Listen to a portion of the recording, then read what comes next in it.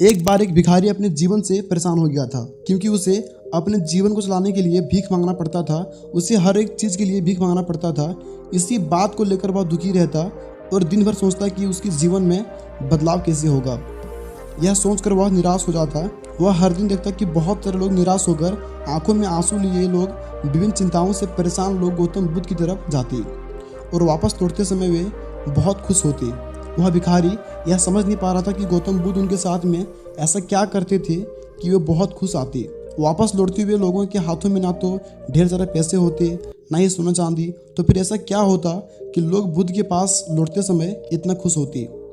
यह सब सोचकर वह भिखारी भी निर्णय लिया कि वह महात्मा बुद्ध के पास जाएगा और देखेगा कि वह ऐसा क्या करता है कि लोग दुखी लोग भी उनके पास जाकर खुश हो जाते। वह बुद्ध से मिलने के लिए चल पड़ा। जहाँ बुद्ध मौजूद थे वहाँ बहुत लंबी कतार लगी हुई थी और वह भिखारी भी कतार में लग गया। कतार में लगकर वह अपनी बारी का इंतजार करने लगा। देखते ही देखते उसकी बारी आई और उसने बुद्ध से कहा, बुद्ध, मैं बहुत ही गरीब हूँ, मेरे पास कुछ भी नहीं है।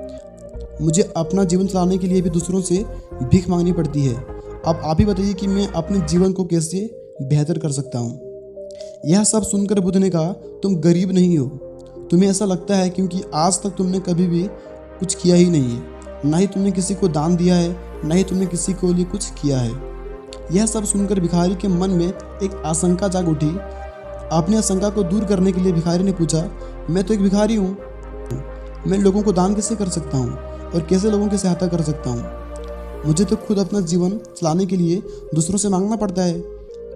यह सब सुनने के बाद गौतम बुद्ध चुप रहे और फिर बोले, तुम्हारे पास हाथ है जिससे तुम लोगों की सेवा कर सकते हो और दूसरों का भला कर सकते हो। इसके अलावा तुम्हारे पास मुंह है जिससे तुम लोगों की अच्छी अच्छी बातें कर सकते हो और दूसरों का हौसला बढ़ा सकते हो। यह सब करके भी तुम दूसरों की सहायता कर सकते हो।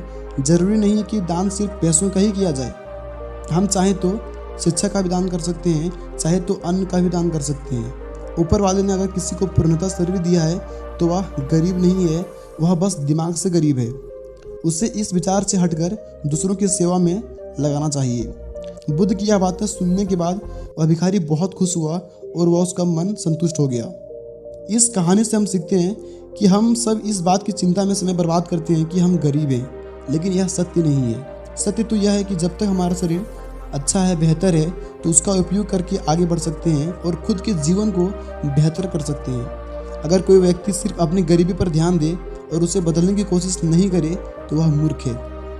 इसके अलावा हमें इस कहानी से यह सीख भी मिलती है कि दान सिर्फ धन का ही नहीं, शिक्षा, भोजन, अच्छे विचार आदि का भी किया जाना जरूरी है।